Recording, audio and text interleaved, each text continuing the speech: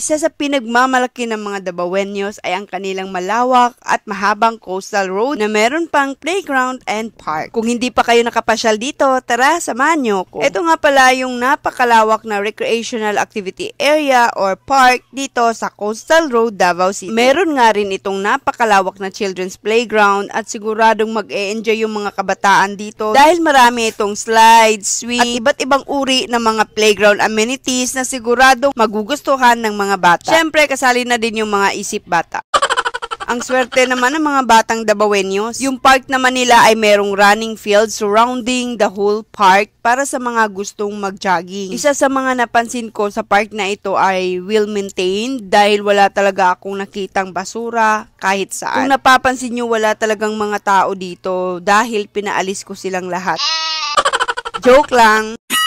Dahil nga napakainit ng panahon sa umaga, kaya solong-solo namin yung buong park. The best time to come here is early in the morning or sunset. Open naman sila as early as 5 a.m. until midnight. Yung mga tao naman pumupunta dito late in the afternoon till evening pag hindi na masyadong mainit. Toilet revealed muna tayo dahil meron talagang nagre-request na toilet revealed minsan sa mga videos ko. In fairness, super clean naman yung kanilang toilet. Kudos to the cleaners and kudos LGU Davao City dahil super clean naman talaga yung kanilang toilet. Sa sobrang linis nga, pwede ka pang matulog sa floor. At alam nyo ba, walang naniningil na 5 pesos, 10 pesos sa kanilang public toilet.